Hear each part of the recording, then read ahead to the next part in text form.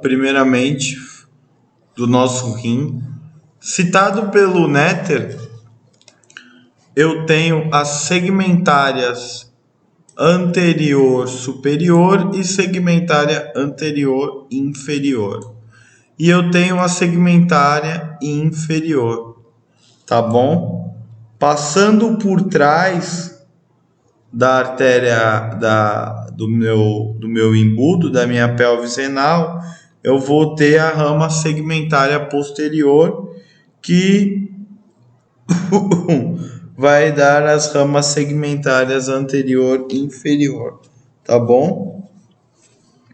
E tá por trás.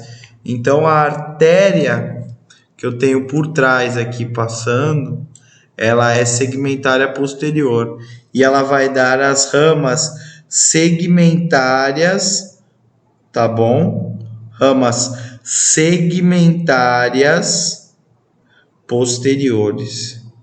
Segmentária posterior vai dar segmentárias posteriores que estão indo por trás do embudo. Pela frente, eu tenho segmentária anterior superior, não aparece aqui no aplicativo, segmentária anterior superior, segmentária anterior inferior e segmentária inferior.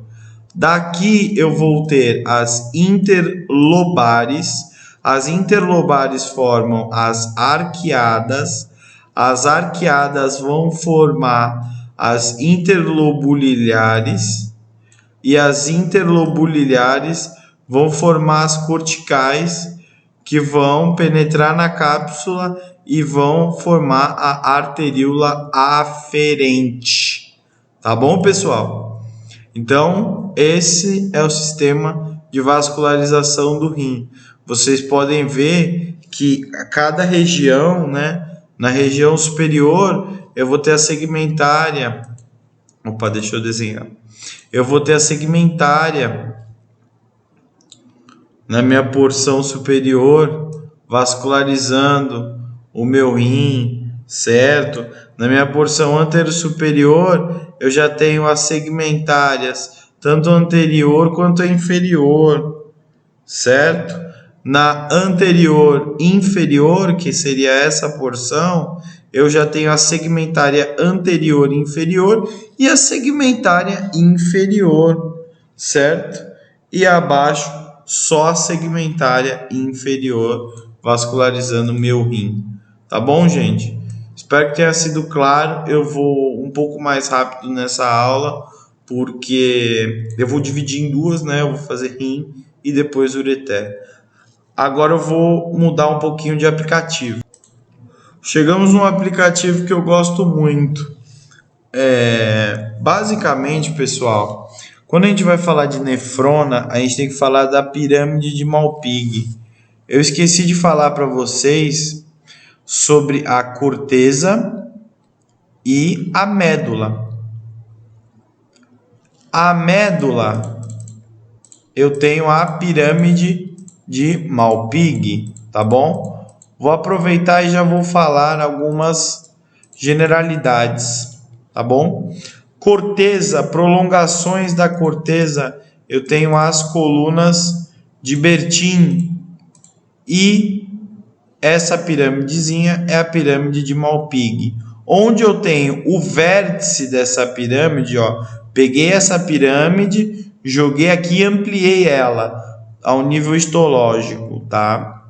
E eu consigo visualizar a minha nefrona, que é a minha unidade funcional do rim, o meu ducto coletor, que é o meu glomérulo, com uma cápsula de Bowman, enfim, isso é fisiologia, vocês vão ver mais para frente.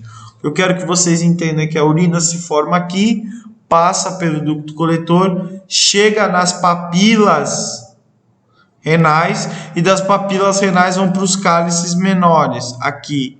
Dos cálices menores vão para os cálices maiores e dos cálices maiores se dirigem ao ureter para que chegue até a bexiga. Pessoal, voltando a falar dos rins, de generalidade dos rins, eles pesam cerca de 170 gramas. Eles estão a nível, segundo Latarjet, de T12, L1 e L2.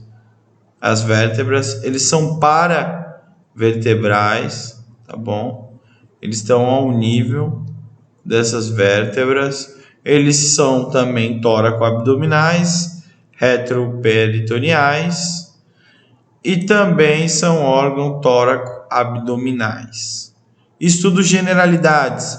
Eles possuem de 10 a 12 centímetros de comprimento, de 5 a 8 centímetros de diâmetro ou largura e de 3 a 5 centímetros de espessor. Tudo isso generalidades, gente, que alguns professores gostam de cobrar em prova, tá?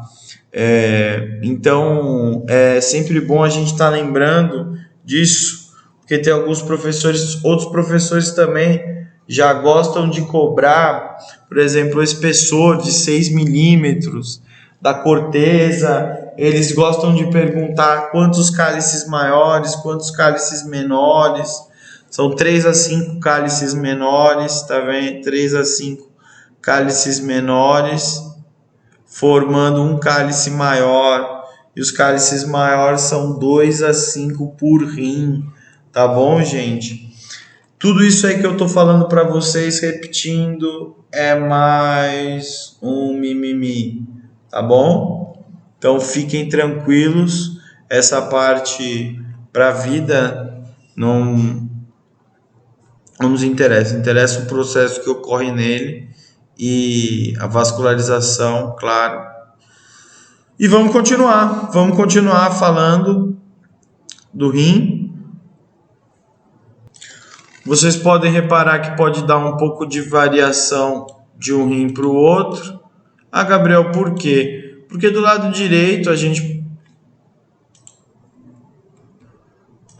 tem o nosso querido fígado. Então o fígado acaba, querendo ou não, empurrando o rim para baixo, o rim direito. Então o rim esquerdo é mais alto. Outra coisa importante que a gente tem que falar aqui.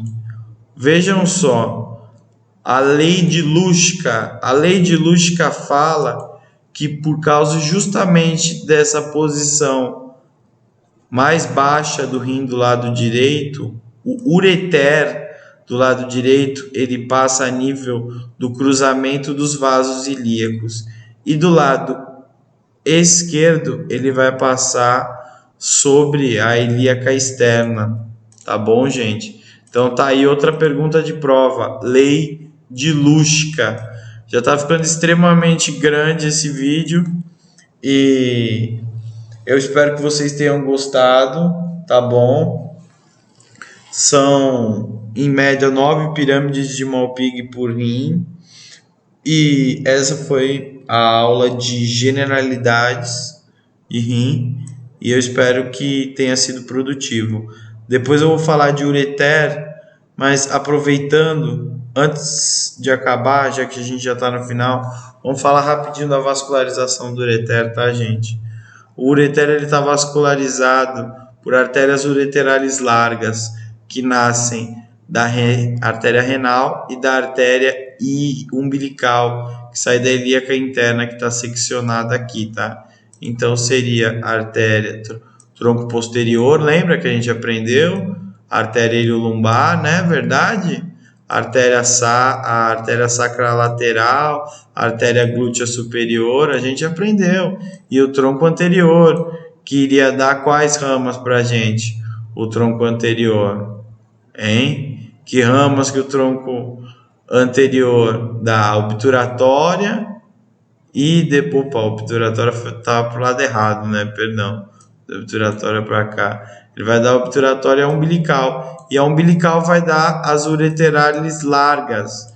Então, as ureterales largas vão ser dadas pela umbilical e pela artéria renal. E as ureterales curtas são ramas da gonádica, tá bom? É assim que está vascularizado o nosso ureter e o nosso rim, tá bom? O rim, ele tem um borde lateral convexo, um borde medial côncavo, tá? Ele tem um pedículo formado por artéria embudo e vena, tá? Embudo. E o ureter ele tem 3 estreiteamentos, além de ter de 30 a 35 centímetros de comprimento. O primeiro estreitamento, pielo ureteral. O segundo estreitamento aqui na lei de Lúcica entre os vasos ilíacos.